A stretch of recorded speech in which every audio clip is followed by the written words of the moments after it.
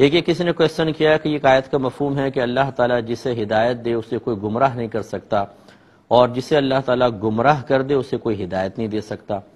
تو کہتے ہیں کہ یہ اللہ کے گمراہ کرنے کا کیا مطلب ہے؟ اگر اللہ تعالیٰ کسی کو گمراہ کر دے تو پھر اس کا قصور کیا ہے؟ دیکھیں، اس قسم کی جتنی آیات ہوتی ہیں اس کا مطلب ہوتا ہے، ایسا نہیں ہوتا کہ اللہ تبارک و تعالیٰ براہ راست معاذ اللہ ثم معاذ اللہ کسی کو کافر بنا دیتا ہے یا کسی کو مرتد کر دیتا ہے، بلکہ ان کا مطلب یہ ہوتا ہے کہ اسباب گمراہی کا حصول اس کے لیے آسان کر دیا جاتا ہے۔ یہ مطلب علماء اس پر متفق ہیں کہ جو ہدایت، گمراہی، نیکی، بدی، اسلام اور کفر کے مسائل ہیں، اس میں بندے کو بھی تھوڑا بہت کچھ نہ کچھ اختیار حاصل ہے، اس کو عقل دی ہے، انبیاء علیہ السلام بھیجے ہیں، سمجھانے والے ہیں، ان کی روشنی میں وہ فیصلہ کرتا ہے کہ مجھے نیکی حاصل کرنی ہے یا بدی، مجھے ایمان اسلام اختیار کرنا ہے یا کفر کی طرف بڑھنا ہے، ایمان اختیار کرنا ہے یا کفر کی طرف آنا ہے۔ تو لہذا ہوتا یہ ہے کہ کسی کے لیے تو اللہ تعالیٰ اسباب ہدایت کا حصول آسان کر دیتا ہے، مزاحمتیں کم ہو جاتی ہیں، وہ از خود اپنے فیصلے سے وہاں پہنچتا ہے، لیکن اللہ کی تائید اس کے ساتھ ہوتی ہے۔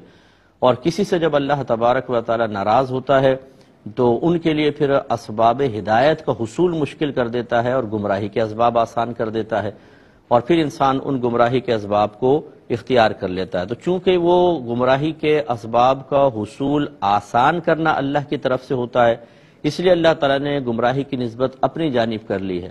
لیکن یہ اللہ تعالیٰ کی شان ہے کہ وہ جیسے الفاظ میں ان چیزوں کو ذکر فرمائے، ہمیں ذرا احتیاط کرنی چاہیے۔ اس لیے ترجمہ قرآن کرتے ہوئے بھی بہتر یہ ہے، میں ابھی ترجمہ قرآن الحمدللہ میرا کمپلیٹ ہونے والا ہے، اور اس میں ہر جگہ تقریباً اسی چیز کا خیال رکھا ہے کہ ایسے موقع پہ ترجمہ یوں ہی کیا جائے کہ اللہ تعالیٰ جس کے لیے اسباب گمراہی آسان کر دے، پھر اس کے لیے ہدایت دینے والا کوئی بھی نہیں ہوتا، کیونکہ پھر انسان بچ نہیں پاتا۔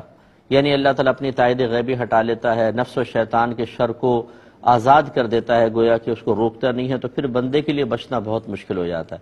اور اس میں بھی اس کی شامت اعمال کا دخل ہوتا ہے، ایسا نہیں ہوتا کہ اللہ تعالیٰ ویسے ہی کسی کے لیے کر دے، وہ بڑا قادر مطلق ہے، بہت ہی فضل فرمانے والا ہے۔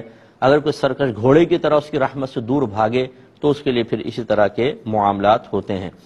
ایک بھائی نے پوچھا کہ گھر میں ایک ہی چیز کا سب کو استعمال کرنا یا سب کا اسے استعمال کرنا کیسا ہے؟ جیسے تولیہ ہے، کنگا ہے، صابن ہے۔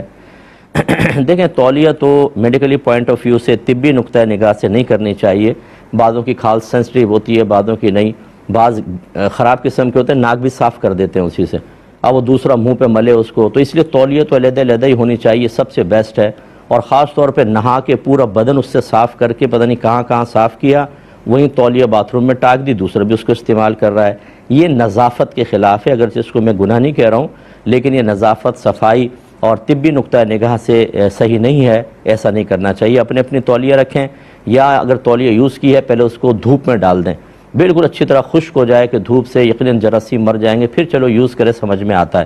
لیکن باتھ روم میں گیلی تولیہ لٹکی ہوئی ہے اور سب اس کو استعمال کر رہے ہیں، اور خاص طور پہ یوں جڑ بڑ کر کے وہاں رکھ دی، تو جب دوسرا استعمال کر رہا ہے تو اسمیل محسوس ہو رہی ہے، ایسے شریعت اس کو پسند نہیں کرتی۔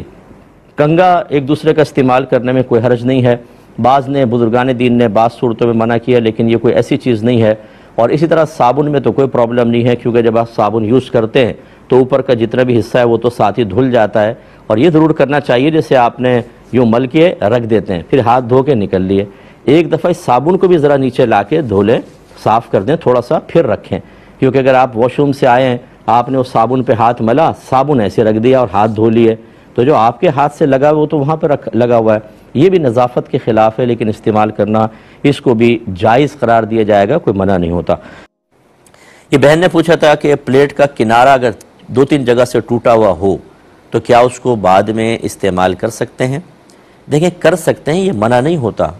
بعض کہتے ہیں کپ کا کنارہ ٹوٹ گیا، اس کا استعمال کرنا حرام ہے، نہیں، کر سکتے ہیں آپ، بس اس جگہ سے نہ کریں کہ کٹنے کا اندیشہ ہوتا ہے۔ جیسے پیالے میں، کپ میں خاص طور پہ اگر آپ کٹی ہوئی جگہ پہ منہ رکھ کے پی رہے، ہو سکتا ہے ہونٹ کٹ جائے، زبان کٹ جائے۔ اسی طرح پلیٹ میں اگر ہاتھ وغیرہ کٹنے کا اندیشہ ہو، لقمہ بھر رہے وہاں سے ہاتھ کٹ گیا، تو اس وجہ سے استعمال کرنا منع ہے۔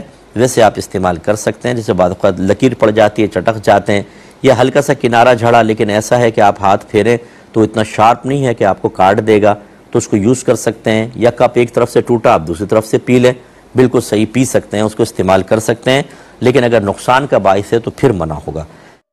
اور شوہروں کی خدمت میں عرض ہے کہ جہاں دو عورتیں جمع ہو جائیں وہاں پہ شوہر بیچارہ پس جاتا ہے، جبکہ ایک عورت ساس ہو اور ایک عورت بیوی ہو، ایک عورت بہن ہو ایک عورت بیوی ہو، تو وہاں پہ فیصلہ کرنا بڑا مشکل ہے۔ ہمارا مشورہ یہی ہے کہ پہلے گھر میں اعلان کر دیا جائے کہ بھئی عورتوں نے گھر کو سنبھالنا ہے، مجھے بیچ میں مت ڈالنا۔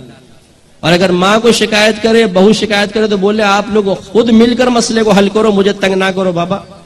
جہاں شوہر بیچ میں کودا نہیں وہاں پر ناانصافی ضرور ہوگی، کبھی ماں کی طرفداری کر کے بیوی پہ ظلم کا مرتکب ہو رہا ہوگا، اور کبھی بیوی کی طرفداری کر کے ماں کی دل آزاری کا سبب بن رہا ہوگا۔ تو بہتر یہ ہے کہ یہ پہلے ہی سمجھا دیا جائے بھئی آپ عورتوں نے گھر کے معاملات خود سنبھالنے ہیں، اپنے جھگڑے خود نپٹانے ہیں، یہ عافیت کا راستہ ہے۔ ورنہ اگر منصف بن کر بیٹھ گئے جی امی جان آپ سنائیں اور زوجہ جی آپ سنائیے، تو کیسے فیصلہ کرے گا؟ بعض اوقات غلط فیصلے ہو جائیں گے اور یہ بعض اوقات گناہ جاریہ بھی ہو جاتا ہے۔ اسی طریقے سے اگر بالفرض منصف بننا ہی چاہیں، کبھی بھی ایک فریق کی بات نہ سنیں، دونوں کی بات سنیں۔ عورتوں کا معاملہ یہ ہوتا ہے کہ ماں کی خواہش بھی ہوتی ہے، بیوی کی بھی، کہ پہلے میری سن لے۔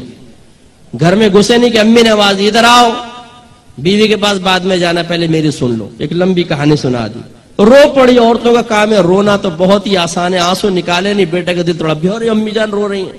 اب وہ یہ سنے گا نہیں بیوی نے کیا کیا، وہ جا کے سیدھا چڑھ جائے گا، تم نے میری ماں کو رلایا ہے، تم نے گھر کو جہنم بنا دیا، اور یہ اور وہ۔